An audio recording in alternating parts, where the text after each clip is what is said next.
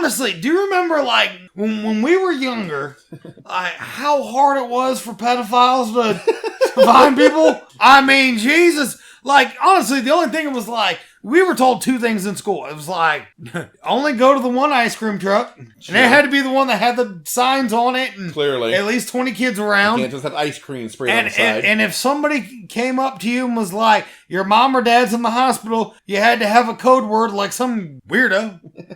And what's funny is, did you ever experience that? I never once had someone pull up beside me like, your dad's in the hospital, what's the code word? Yeah, no one ever tried to kidnap me. I wasn't desirable, I guess. I don't know. Sort of hurt my self-esteem at first, but after a while I got over it. We're really learning a lot about your ass. This is therapy for me with people. Yeah, apparently, Jesus. Again, we're slowly starting to discover you're the more fucked up person in this podcast. You have no idea. You know what was a cool movie?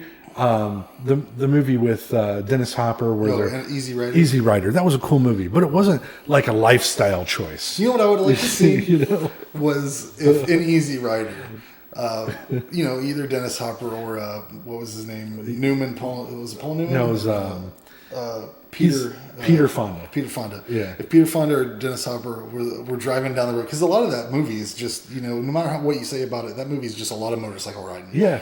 If at one point they're driving side by side and Dennis Hopper goes, "Hey!" like taps him on the shoulder because they can probably reach each other. Yeah. "Hey, you see that up there? Looks like old Farmer Johnson didn't mow his grass right. It's all over the road. Yeah. What do you want to do?"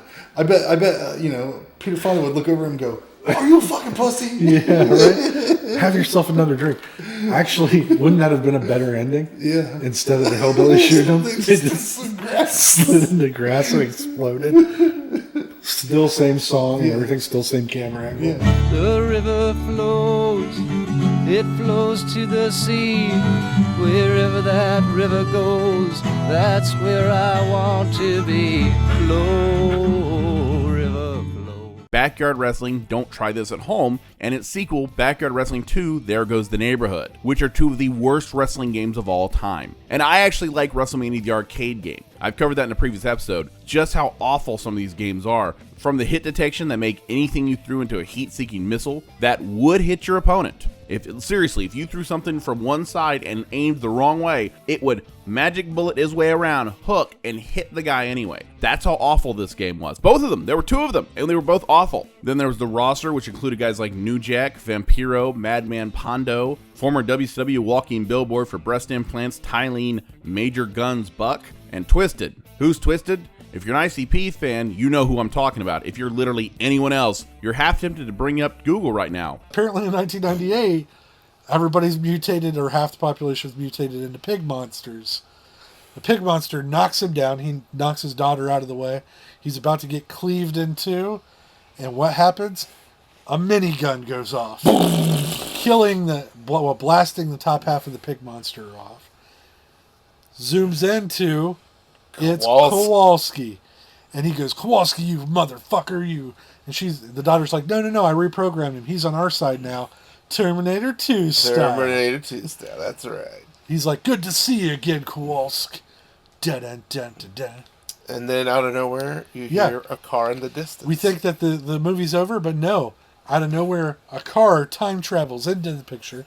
It's a Trans Am. Because every 80s movie has to have a Trans Am. Does some fucking donuts, stops on abruptly on the dime. The camera pans in onto the dashboard. What do we see? We see a robot hand. No, well, we see a robot hand, but we also see the almanac from Back to the Future 2. That's right. Another homage. The robot hand belongs to none other than our hillbilly friend from the beginning. That tells jokes. Trans Am Hillbilly, he's back.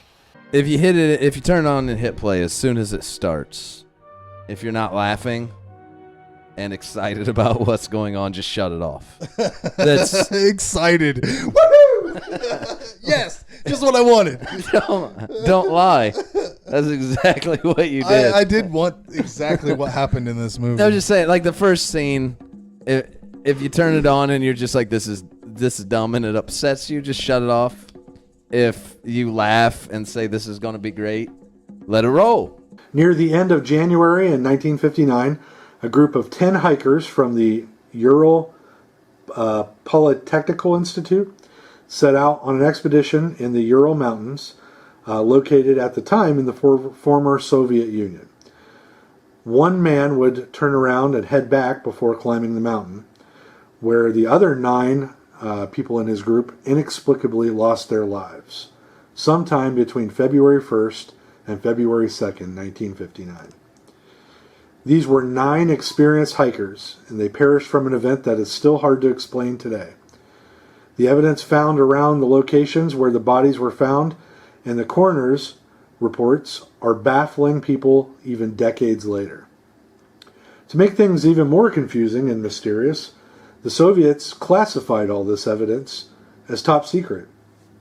They told the families and friends of these men and women that they died of hypothermia and exposure from being caught in an avalanche. They also closed the mountain to all hikers for 3 years afterward.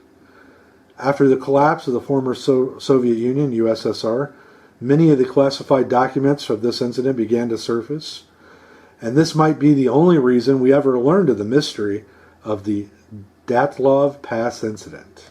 So you like Hot Pockets, huh? Yeah, they're great. I'll be an advocate for Hot Pockets. I mean, Philly steak and cheese. The pizza ones are kind of shitty. Yeah. The cheeseburger ones, they're kind of shitty too. The cheese is good, but the meat sucks. You were the worst advocate for Hot Pockets. Like, yeah, it's over with. I eat them all though. I eat them all though. I prefer them when they're not cold in the center. All right. Hot Pockets. But I do still eat them even when they're cold in the center. So